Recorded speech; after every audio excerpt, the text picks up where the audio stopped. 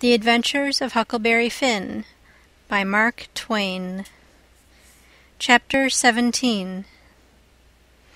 In about a minute somebody spoke out of a window without putting his head out and says, "Be done, boys. Who's there?" I says, "It's me." "Who's me?" "George Jackson, sir."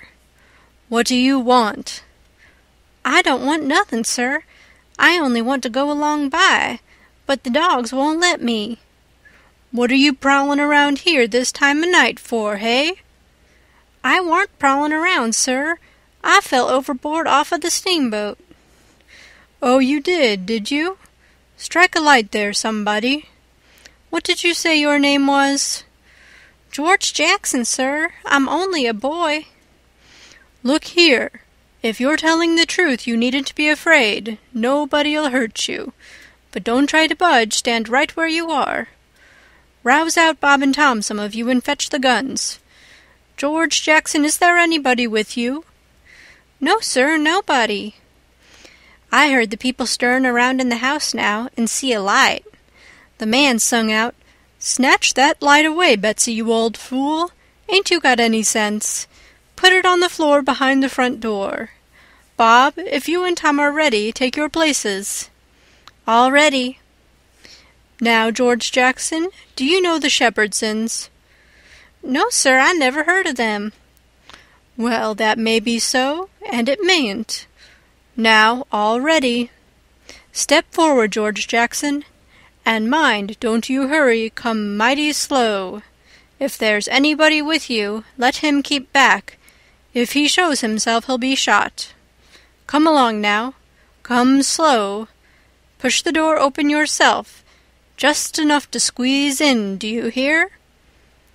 I didn't hurry. I couldn't if I'd 'a' wanted to. I took one slow step at a time, and there weren't a sound, only I thought I could hear my heart. The dogs were as still as the humans, but they followed a little behind me. When I got to the 3 log doorsteps, I heard them unlocking and unbarring and unbolting. I put my hand on the door and pushed it a little more, till somebody said, "There, that's enough. Put your head in." I done it, but I judged they would take it off. The candle was on the floor, and there they all was looking at me, and me at them, for about a quarter of a minute. 3 big men with guns pointed at me, which made me wince, I tell you. The oldest gray and about 60, the other 2 30 or more, all of them fine and handsome, and the sweetest old gray-headed lady, and back of her 2 young women which I couldn't see right well. The old gentleman says, "There, I reckon it's all right. Come in." As soon as I was in, the old gentleman, he locked the door and barred it and bolted it, and told the young men to come in with their guns, and they all went in a big parlor that had a new rag carpet on the floor, and got together in a corner that was out of the range of the front windows. There weren't none on the side. They held the candle and took a good look at me, and all said, "Why, he ain't a Shepherdson. No, there ain't any Shepherdson about him." Then the old man said he hoped I wouldn't mind being searched for arms, because he didn't mean no harm by it. It was only to make sure. So he didn't pry into my pockets, but only felt outside with his hands, and said it was all right. He told me to make myself easy and at home, and tell all about myself, but the old lady says, "Why, bless you, Saul, the poor thing's as wet as he can be, and don't you reckon it may be he's hungry?" "True for you, Rachel, I forgot."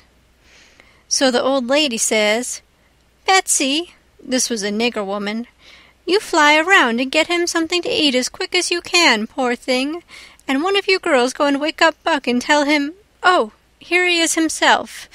Buck, take this little stranger and get the wet clothes off from him and dress him up in some of yours that's dry." Buck looked about as old as me, 13 or 14 or along there, though he was a little bigger than me. He hadn't on anything but a shirt, and he was very frowsy-headed. He came in gaping and digging one fist into his eye, and he was dragging a gun along with the other one. He says, "Ain't they no Shepherdsons around?" They said no, 'twas a false alarm. Well, he says, if they'd a been some, I reckon I'd a got one. They all laughed, and Bob says, Why, Buck, they might have scalped us all, you've been so slow in comin'. Well, nobody come after me, and it ain't right I'm always kept down. I don't get no show. Never mind, Buck, my boy, says the old man. You'll have show enough, all in good time, don't you fret about that. Go along with you now, and do as your mother told you. When we got upstairs to his room, he got me a coarse shirt and a roundabout and pants of his, and I put them on. While I was at it, he asked me what my name was, but before I could tell him, he started to tell me about a blue jay and a young rabbit he had catched in the woods day before yesterday, and asked me where Moses was when the candle went out. I said I didn't know, I hadn't heard about it before, no way. Well, guess, he says. How am I going to guess, says I, when I never heard tell of it before? But you can guess, can't you? It's just as easy. Which candle? I says. Why, any candle, he says. I don't know where he was, says I. Where was he? Why, he was in the dark. That's where he was. Well, if you knowed where he was, what did you ask me for? Why, blame it, it's a riddle, don't you see? Say, how long are you going to stay here? You got to stay always. We can just have boomin' times. They don't have no school now. Do you own a dog? I've got a dog, and he'll go in the river and bring out chips that you throw in. Do you like to comb up Sundays and all that kind of foolishness? You bet I don't, but Ma, she makes me. Confound these old breeches. I reckon I'd better put 'em on, but I'd ruther not, it's so warm. Are you all ready? All right. Come along, old hoss. Cold corn pone, cold corned beef, butter and buttermilk. That is what they had for me down there, and there ain't nothing better that ever I've come across yet. Buck and his ma and all of them smoked cob pipes, except the nigger woman, which was gone, and the two young women. They all smoked and talked, and I eat and talked. The young women had quilts around them, and their hair down their backs. They all asked me questions, and I told them how Pap and me and all the family was living on a little farm down at the bottom of Arkansas, and my sister Mary Ann run off and got married and never was heard of no more, and Bill went to hunt them, and he weren't heard of no more, and Tom and Mort died, and then there weren't nobody but just me and Pap left, and he was just trimmed down to nothing on account of his troubles. So when he died, I took what there was left, because the farm didn't belong to us, and started up the river, deck passage, and fell overboard, and that was how I come to be here. So they said I could have a home there as long as I wanted it. Then it was most daylight, and everybody went to bed. And I went to bed with Buck, and when I waked up in the morning, drat it all, I had forgot what my name was. So I laid there about an hour trying to think, and when Buck waked up, I says, Can you spell, Buck? Yes, he says. I bet you can't spell my name, says I. I bet you what, you dare I can, says he. All right, says I, go ahead. Georgejackson. There now, he says. Well, says I, you done it, but I didn't think you could. It ain't no slouch of a name to spell, right off without studying. I set it down private, because somebody might want me to spell it next, and so I wanted to be handy with it, and rattle it off like I was used to it. It was a mighty nice family, and a mighty nice house, too. I hadn't seen no house out in the country before that was so nice and had so much style. It didn't have an iron latch on the front door, nor a wooden one with a buckskin string, but a brass knob to turn, the same as houses in town. There weren't no bed in the parlor, nor a sign of a bed, but heaps of parlors in towns has beds in them. There was a big fireplace that was bricked on the bottom, and the bricks was kept clean and red by pouring water on them and scrubbing them with another brick. Sometimes they wash them over with red water paint they call Spanish brown, same as they do in town. They had big brass dog irons that could hold up a saw log. There was a clock on the middle of the mantelpiece, with a picture of a town painted on the bottom half of the glass front, and a round place in the middle of it for the sun, and you could see the pendulum swinging behind it. It was beautiful to hear that clock tick, and sometimes when one of these peddlers had been along and scoured her up and got her in good shape, she would start in and strike 150 before she got tuckered out. They wouldn't take any money for her. Well, there was a big outlandish parrot on each side of the clock, made out of something like chalk and painted up gaudy. By one of the parrots was a cat made of crockery, and a crockery dog by the other. When you pressed down on them, they squeaked, but didn't open their mouths nor look different nor interested. They squeaked through underneath. There was a couple of big wild turkey wing fans spread out behind those things. On the table in the middle of the room was kind of a lovely crockery basket that had apples and oranges and peaches and grapes piled up in it, which was much redder and yellower and prettier than real ones is, but they weren't real because you could see where pieces had got chipped off and showed the white chalk, or whatever it was, underneath. This table had a cover made out of beautiful oilcloth, with a red and blue spread eagle painted on it, and a painted border all round. It come all the way from Philadelphia, they said. There were some books, too, piled up perfectly exact on each corner of the table. One was a big family Bible, full of pictures. One was Pilgrim's Progress, about a man that left his family. It didn't say why. I read considerable in it now and then. The statements was interestin', but tough. Another was Friendship's Offerin', full of beautiful stuff and poetry, but I didn't read the poetry. Another was Henry Clay's Speeches, and another was Dr. Gunn's Family Medicine, which told you all about what to do if a body was sick or dead. There was a hymn book and a lot of other books, and there was nice split-bottom chairs and perfectly sound, too, not bagged down in the middle and busted like an old basket. They had pictures hung on the walls, mainly Washingtons and Lafayettes and Battles and Highland Marys, and one called Singin' the Declaration. There was some that they called crayons, which one of the daughters which was dead made her own self when she was only 15 years old.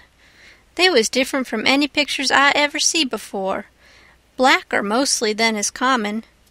One was a woman in a slim black dress, belted small under the armpits, with bulges like a cabbage in the middle of the sleeves, and a large black scoop-shovel bonnet with a black veil, and white slim ankles crossed about with black tape, and very wee black slippers like a chisel, and she was leanin' pensive on a tombstone on her right elbow, under a weepin' willow, and her other hand hanging down her side holding a white handkerchief and a reticule, and underneath the picture it said, "Shall I never see thee more, alas?" Another was a young woman with her hair all combed up straight to the top of her head and knotted there in front of a comb like a chair-back, and she was crying into a handkerchief and had a dead bird layin' on its back in her other hand with its heels up, and underneath the picture it said, "I shall never hear thy sweet chirrup more, alas."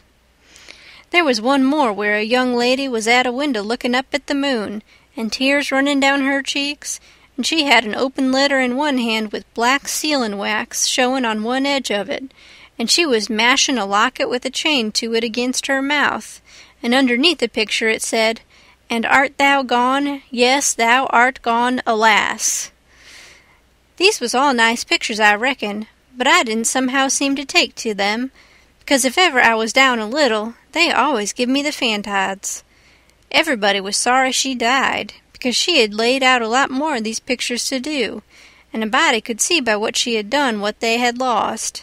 But I reckon that with her disposition, she was having a better time in the graveyard. She was at work on what they said was her greatest picture when she took sick, and every day and every night it was her prayer to be allowed to live till she got it done, but she never got the chance.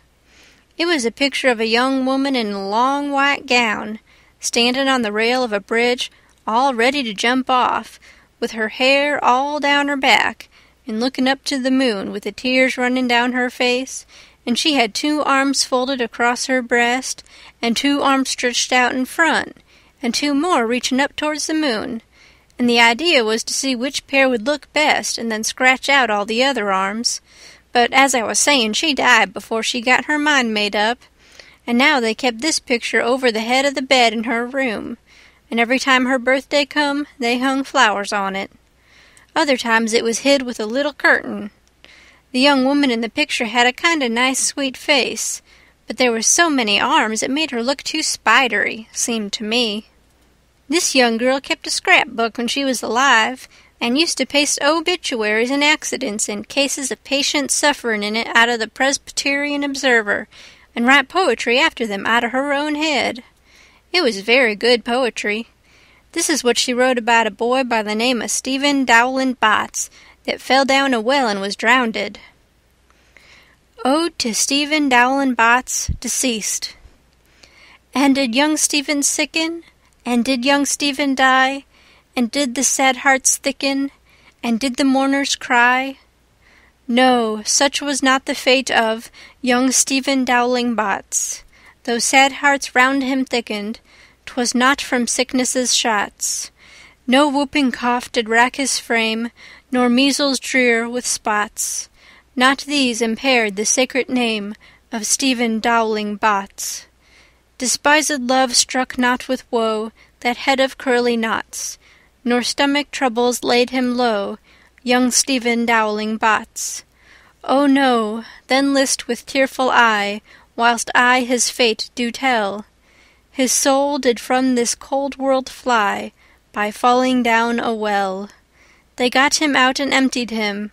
Alas, it was too late. His spirit was gone for to sport aloft in the realms of the good and great. If Emmeline Grangerfield could make poetry like that before she was 14, there ain't no telling what she could have done by and by. Buck said she could rattle off poetry like nothing. She didn't ever have to stop to think. He said she would slap down a line, and if she couldn't find anything to rhyme with it, would just scratch it out and slap down another one and go ahead. She weren't particular. She could write about anything you choose to give her to write about, just so it was sadful. Every time a man died, or a woman died, or a child died, she would be on hand with her tribute before he was cold. She called them tributes. The neighbor said it was the doctor first, then Emmeline, then the undertaker. The undertaker never got in ahead of Emmeline but once, and then she hung fire on a rhyme for the dead person's name, which was Whistler. She warn't ever the same after that. She never complained, but she kinder pined away and did not live long. Poor thing, many's the time I made myself go up to the little room that used to be hers and get out her poor old scrapbook and read in it when her pictures had been aggravating me and I had soured on her a little. I liked all that family, dead ones and all, and weren't going to let anything come between us. Poor Emmeline made poetry about all the dead people when she was alive, and it didn't seem right that there warn't nobody to make some about her now she was gone. So I tried to sweat out a verse or two myself, but I couldn't seem to make it go somehow. They kept Emmeline's room trim and nice, and all the things fixed in it just the way she liked to have them when she was alive, and nobody ever slept there. The old lady took care of the room herself, though there was plenty of niggers, and she sewed there a good deal and read her Bible there mostly. Well, as I was saying about the parlor, there was beautiful curtains on the windows, white, with pictures painted on them of castles with vines all down the walls, and cattle coming down to drink. There was a little old piano, too, that had tin pans in it, I reckon, and nothing was ever so lovely as to hear the young lady sing "The Last Link is Broken" and play "The Battle of Prague" on it. The walls of all the rooms was plastered, and most had carpets on the floors, and the whole house was whitewashed on the outside. It was a double house, and the big open place betwixt them was roofed and floored, and sometimes the table was set there in the middle of the day, and it was a cool, comfortable place. Nothing couldn't be better, and weren't the cooking good, and just bushels of it, too. End of Chapter 17. The Adventures of Huckleberry Finn by Mark Twain. Chapter 18. Colonel Grangerford was a gentleman, you see. He was a gentleman all over, and so was his family. He was well born, as the sayin' is, and that's worth as much in a man as it is in a horse, so the widow Douglas said, and nobody ever denied that she was of the first aristocracy in our town. And Pap, he always said it too, though he warn't no more quality than a mudcat himself. Colonel Grangerford was very tall and very slim, and had a darkish paley complexion, not a sign of red in it anywheres. He was clean-shaved every morning all over his thin face, and he had the thinnest kind of lips, and the thinnest kind of nostrils, and a high nose and heavy eyebrows, and the blackest kind of eyes, sunk so deep back that they seemed like they was looking out of caverns at you, as you may say. His forehead was high, and his hair was black and straight and hung to his shoulders. His hands was long and thin, and every day of his life he put on a clean shirt and a full suit from head to foot, made out of linen so white it hurt your eyes to look at it, and on Sundays he wore a blue tailcoat with brass buttons on it. He carried a mahogany cane with a silver head to it. There warn't no frivolishness about him, not a bit, and he warn't ever loud. He was as kind as he could be. You could feel that, you know, and so you had confidence. Sometimes he smiled, and it was good to see. But when he straightened himself up like a liberty pole, and the lightning begun to flicker out from under his eyebrows, you wanted to climb a tree first and find out what the matter was afterwards. He didn't ever have to tell anybody to mind their manners. Everybody was always good-mannered where he was. Everybody loved to have him around, too. He was sunshine most always. I mean, he made it seem like good weather. When he turned into a cloud bank, it was awful dark for half a minute, and that was enough. There wouldn't nothing go wrong again for a week. When him and the old lady come down in the morning, all the family got up out of their chairs and give them good day, and didn't set down again till they had set down. Then Tom and Bob went to the sideboard, where the decanter was, and mixed a glass of bitters, and handed it to him, and he held it in his hand and waited till Tom's and Bob's was mixed, and then they bowed and said, "Our duty to you, sir and madam," and they bowed the least bit in the world, and said thank you, and so they drank all three, and Bob and Tom poured a spoonful of water in the sugar and the mite of whiskey or apple brandy in the bottom of their tumblers, and give it to me and Buck, and we drank to the old people too. Bob was the oldest, and Tom next. Tall, beautiful men, with very broad shoulders and brown faces, and long black hair and black eyes. They dressed in white linen from head to foot, like the old gentlemen, and wore broad Panama hats. Then there was Miss Charlotte. She was 25, and tall and proud and grand, about as good as she could be when she warn't stirred up, but when she was, she had a look that would make you wilt in your tracks like her father. She was beautiful. So was her sister, Miss Sophia, but it was a different kind. She was gentle and sweet like a dove, and she was only 20.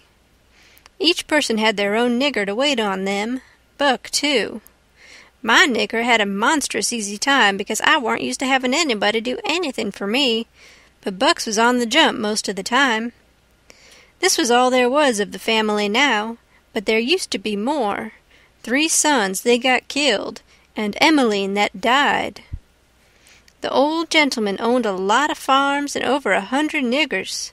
Sometimes a stack of people would come there, horseback, from 10 or 15 mile round, and stay 5 or 6 days, and have such junketings round about and on the river, and dances and picnics in the woods daytimes, and balls at the house nights. These people was mostly kinfolks of the family. The men brought their guns with them. It was a handsome lot of quality, I tell ya. There was another clan of aristocracy around there, 5 or 6 families, mostly of the same name of Shepherdson.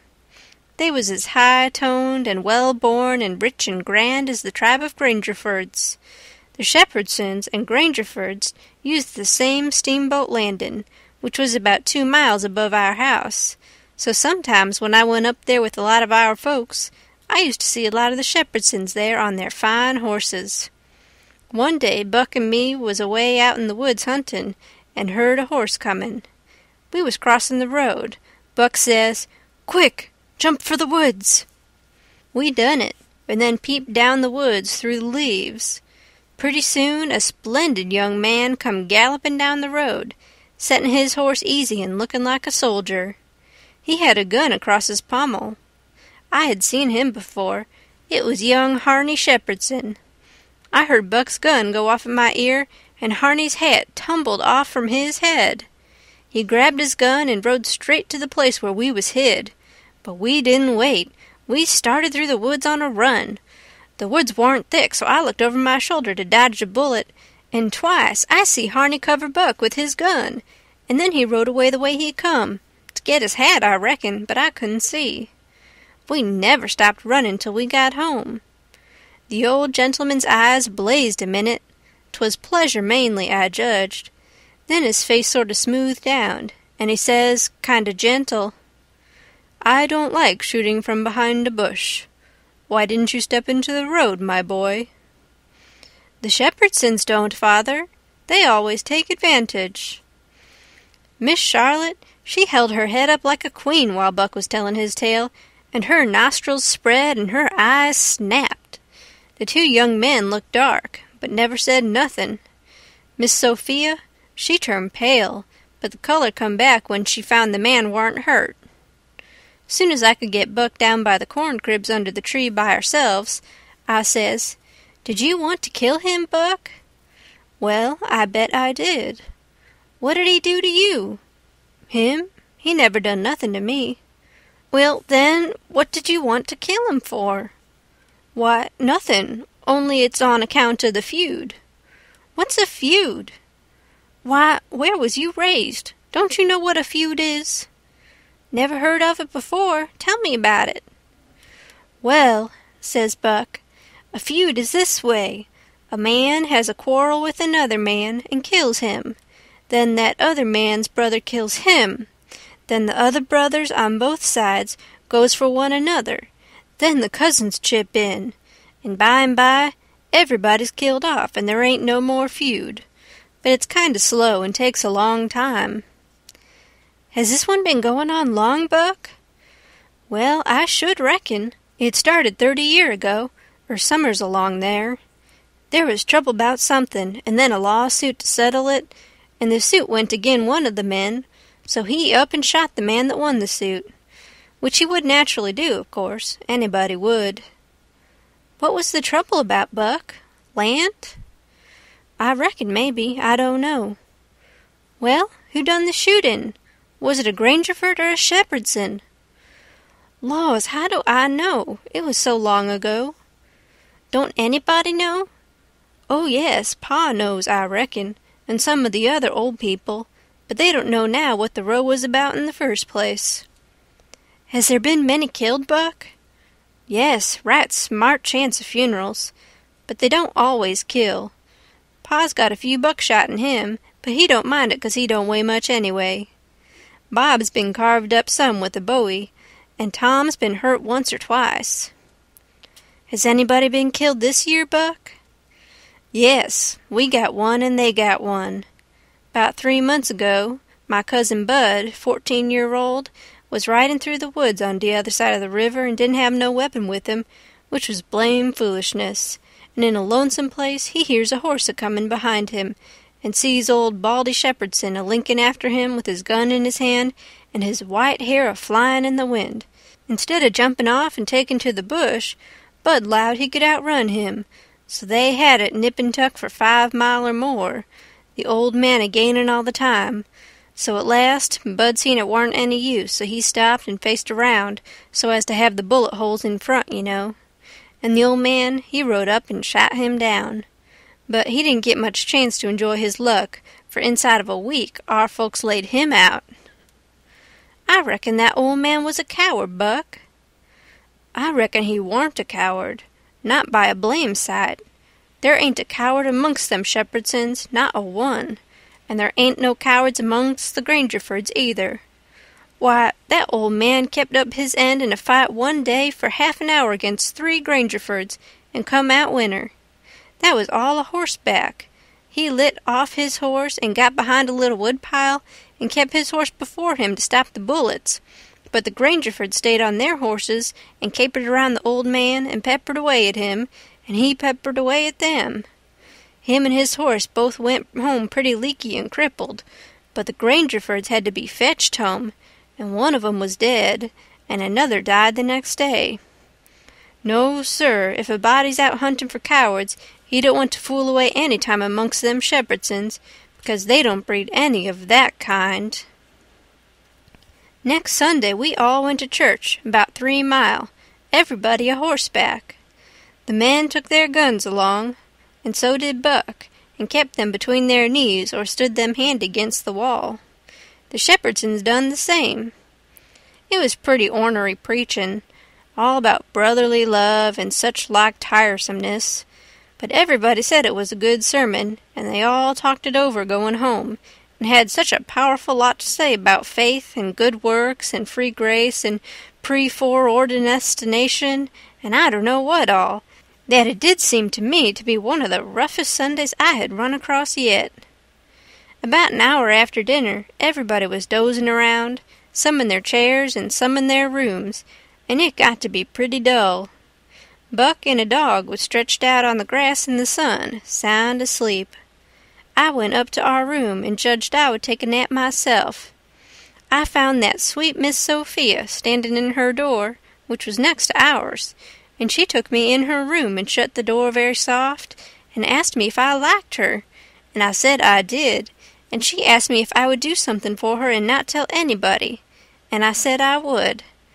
Then she said she'd forgot her Testament, and left it in the seat at church between 2 other books, and would I slip out quiet and go there and fetch it to her, and not say nothing to nobody? I said I would, so I slid out and slipped off up the road, and there warn't anybody at the church except maybe a hog or 2, for there warn't any lock on the door, and hogs likes a punchin' floor in summertime because it's cool. If you notice, most folks don't go to church only when they've got to, but a hog is different. Says I to myself, something's up. It ain't natural for a girl to be in such a sweat about a Testament. So I give it a shake, and out drops a little piece of paper with 2:30 wrote on it with a pencil. I ransacked it, but couldn't find anything else. I couldn't make anything out of that, so I put the paper in the book again, and when I got home and upstairs, there was Miss Sophia in her door waiting for me. She pulled me in and shut the door.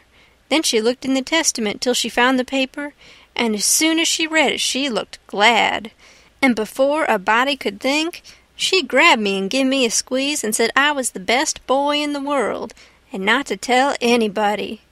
She was mighty red in the face for a minute, and her eyes lighted up, and it made her powerful pretty. I was a good deal astonished, but when I got my breath I asked her what the paper was about, and she asked me if I had read it, and I said no, and she asked me if I could read writin', and I told her no, only coarse hand. And then she said the paper warn't anything but a bookmark to keep her a place, and I might go and play now. I went off down to the river, studyin' over this thing, and pretty soon I noticed that my nigger was followin' along behind. When we was out of sight of the house, he looked back and around a second, and then comes a-runnin' and says, "Mars George, if you'll come down into the swamp, I'll show you a whole stack of water moccasins." Thinks I, that's mighty curious. He said that yesterday. He ought ter know a body don't love water moccasins enough to go round hunting for them. What is he up to, anyway? So I says, all right, trot ahead. I followed a half-mile. Then he struck out over the swamp and waded ankle-deep as much as another half-mile. We come to a little flat piece of land which was dry, and very thick with trees and bushes and vines, and he says, "You shove right in there just a few steps, Mars George. Dat's where dey is. I seed 'em before. I don't keer to see 'em no more." Then he slopped right along and went away, and pretty soon the trees hid him. I poked into the place a ways and come to a little open patch as big as a bedroom, all hung around with vines, and found a man layin' there asleep. And by jinks, it was my old Jim. I waked him up, and I reckoned it was going to be a grand surprise to him to see me again, but it warn't. He nearly cried, he was so glad, but he warn't surprised. Said he swum along behind me that night, and heard me yell every time, but doesn't answer, because he didn't want nobody to pick him up and take him into slavery again. Says he, I got hurt a little, and couldn't swim fast, so I was considerable ways behind you towards the last. When you landed, I reckoned I could ketch up with you on the land 'thout having to shout at you, but when I see that house I begin to go slow. I is off too fur to hear what they say to you. I was afraid of the dogs, but when it was all quiet again, I knowed you's in the house, so I struck out for the woods to wait for day. Early in the morning some of the niggers come along, gwine to the fields, and they took me and showed me this place, where the dogs can't track me on accounts of the water, and they brings me truck to eat every night, and tells me how you's a-getting along. Why didn't you tell my Jack to fetch me here sooner, Jim? Well, 'twarn't no use to disturb you, Huck, till we could do something, but we's all right now. I been a-buying pots and pans and victuals, and I got a chancet and a-patching up the raft nights when— What raft, Jim? Our old raft. You mean to say our old raft warn't smashed all to flinders? No, she warn't. She was tore up a good deal. One end of her was, but they warn't no great harm done, only our traps was most all lost. If we hadn't dived so deep and swum so fur under water, and the night hadn't been so dark, and we weren't so skeered, and been such pumpkin heads as the sayin' is, we'd a-seed the raft. But it's just as well we didn't, 'cause now she's all fixed up again most as good as new, and we's got a new lot of stuff, in the place of what is lost. Why, how did you get hold of the raft again, Jim? Did you catch her? How I going to catch her and I out in the woods?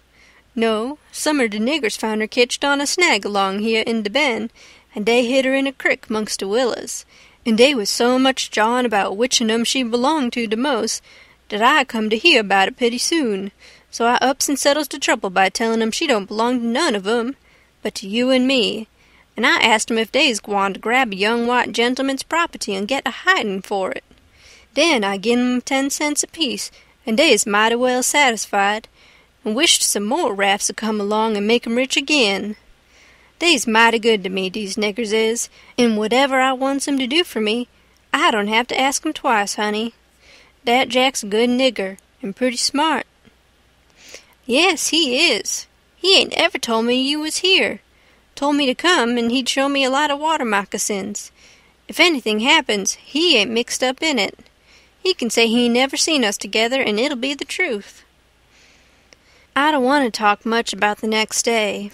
I reckon I'll cut it pretty short. I waked up about dawn, and was a-going to turn over and go to sleep again, when I noticed how still it was. Didn't seem to be anybody stirring. That warn't usual. Next, I noticed that Buck was up and gone. Well, I gets up a-wonderin' and goes downstairs. Nobody around, everything as still as a mouse. Just the same outside. Thinks I, what does it mean? Down by the woodpile, I comes across my Jack and says, What's it all about?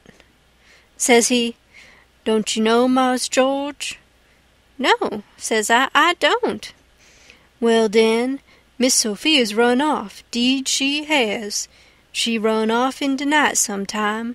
Nobody don't know just when. Run off to get married to dat young Harney Shepherdson, you know. Leastways so they spec. The family found it out about half-hour ago, maybe little more, and I tell you they were no time lost.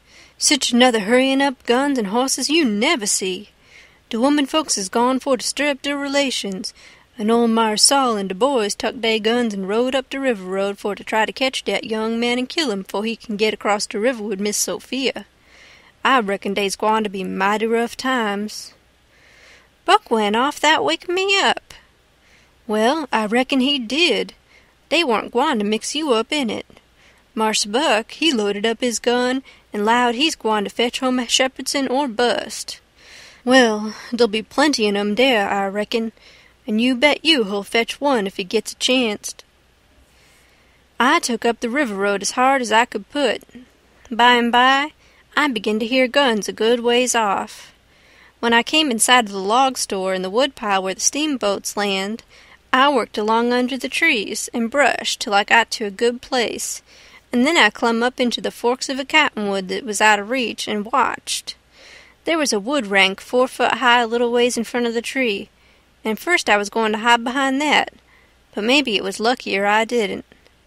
There was 4 or 5 men cavorting around on their horses in the open place before the log store, cussin' and yellin' and trying to get at a couple of young chaps that was behind the wood rank alongside of the steamboat landing, but they couldn't come it. Every time one of them showed himself on the riverside of the woodpile, he got shot at. The 2 boys was squatting back to back behind the pile so they could watch both ways. By and by, the men stopped cavorting around and yelling. They started riding towards the store.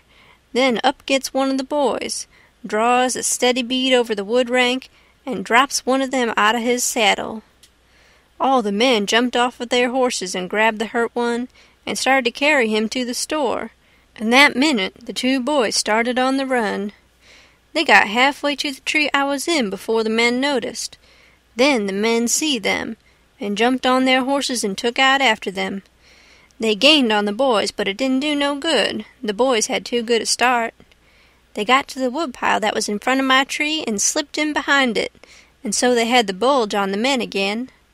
One of the boys was Buck, and the other was a slim young chap, about 19 years old. The men ripped around a while and then rode away. As soon as they was out of sight, I sung out to Buck and told him. He didn't know what to make of my voice coming out of the tree at first. He was awful surprised. He told me to watch out sharp and let him know when the men come in sight again, and said they was up to some devilment or other, wouldn't be gone long. I wished I was out of that tree, but I dasn't come down. Buck begun to cry and rip and 'lowed that him and his cousin Joe, that was the other young chap, would make up for this day yet. He said his father and his 2 brothers was killed, and 2 or 3 of the enemy. Said the Shepherdsons laid for them in ambush. Buck said his father and brothers ought to waited for their relations. The Shepherdsons was too strong for them. I asked him what was become of young Harney and Miss Sophia. He said they got across the river and was safe. I was glad of that, but the way Buck did take on because he didn't manage to kill Harney that day he shot at him, I hain't ever heard anything like it. All of a sudden, bang, bang, bang, goes 3 or 4 guns.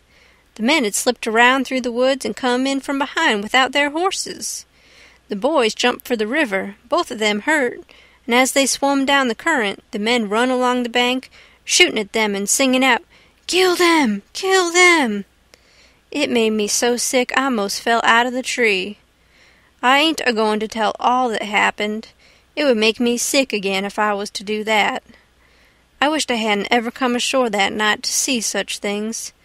I ain't ever going to get shut of them. Lots of times I dream about them. I stayed in the tree till it begun to get dark, afraid to come down. Sometimes I heard guns away off in the woods, and twice I seen little gangs of men gallop past the log store with guns, so I reckoned the trouble was still a-going on. I was mighty downhearted, so I made up my mind I wouldn't ever go near that house again, because I reckoned I was to blame somehow. I judged that that piece of paper meant that Miss Sophia was to meet Harney somewheres at 2:30 and run off, and I judged I ought to told her father about that paper and the curious way she acted, and then maybe he would 'a' locked her up and this awful mess wouldn't ever happened. When I got down out of the tree, I crept along down the river bank a piece and found the 2 bodies laying in the edge of the water, and tugged at them till I got them ashore. Then I covered up their faces and got away as quick as I could. I cried a little when I was covering up Buck's face, for he was mighty good to me. It was just dark now. I never went near the house, but struck through the woods and made for the swamp. Jim warn't on his island, so I tramped off in a hurry for the crick and crowded through the willows, red hot to jump aboard and get out of that awful country. The raft was gone. My souls, but I was scared. I couldn't get my breath for most a minute. Then I raised a yell. A voice not 25 foot from me says, "Good land, is that you, honey? Don't make no noise." It was Jim's voice. Nothing ever sounded so good before. I run along the bank a piece and got aboard, and Jim, he grabbed me and hugged me, he was so glad to see me. He says, "Laws bless you, child. I was right down sure you's dead again. Jack's been here. He said he reckons you's been shot 'cause you didn't come home no more. So I was just this minute a-starting to raft down towards the mouth of the crick, so's to be all ready for to shove out and leave, soon as Jack comes again and tells me for certain you is dead. Lawsy, I is mighty glad to get you back again, honey." I says, "All right, that's mighty good. They won't find me, and they'll think I've been killed and floated down the river. There's something up there that'll help them think so. So don't you lose no time, Jim, but just shove off for the big water as fast as ever you can." I never felt easy till the raft was 2 mile below there and out in the middle of the Mississippi. Then we hung up our signal lantern and judged that we was free and safe once more. I hadn't had a bite to eat since yesterday, so Jim, he got out some corn dodgers and buttermilk and pork and cabbage and greens. There ain't nothing in the world so good when it's cooked right, and whilst I eat my supper we talked and had a good time. I was powerful glad to get away from the feuds, and so was Jim to get away from the swamp. We said there warn't no home like a raft after all. Other places do seem so cramped up and smothery, but a raft don't. You feel mighty free and easy and comfortable on a raft. End of Chapter 18.